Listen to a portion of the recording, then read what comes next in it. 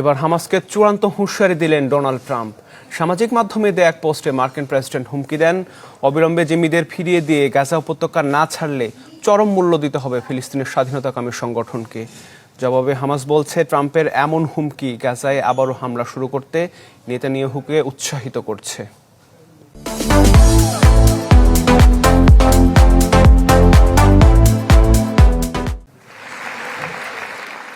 দ্বিতীয় মেয়াদে ক্ষমতার মসনদে বসার পর থেকেই নিজের ক্ষমতা জানান দিচ্ছেন ডোনাল্ড ট্রাম্প, নিচ্ছেন একের পর এক পদক্ষেপ।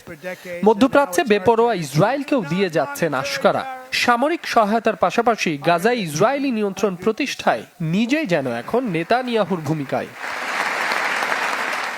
এবার ইসরায়েলি জিম্মিদের মুক্তির জন্য হামাসকে চূড়ান্ত হুঁশিয়ারি দিয়েছেন ট্রাম্প।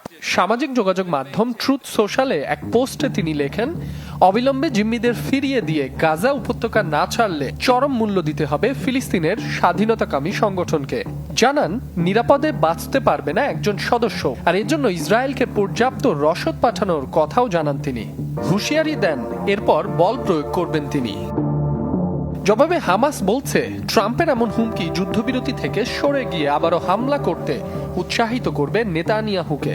এক বিবৃতিতে হামাসের মুখপাত্র জানান, অবশিষ্ট ইসরায়েলি বন্দীদের মুক্তি চাইলে দখলদার ইসরায়েলকে দ্বিতীয় দফার যুদ্ধবিরতিতে এগিয়ে যেতে হবে এবং মেনে চলতে হবে যুদ্ধবিরতি চুক্তি। এদিকে মার্কিন নীতি অনুযায়ী যেসব সংগঠনকে সন্ত্রাসী হিসেবে চিহ্নিত করা হবে তাদের সাথে আলোচনায় যাবে না ওয়াশিংটন। তবে এই প্রথা ভেঙে বুধবার প্রথমবারের মতো হামাসের সাথে সরাসরি কথা বলে যুক্তরাষ্ট্র। এক প্রেস ব্রিফিংয়ে ব্যাপারটি নিশ্চিত করে হোয়াইট হাউস।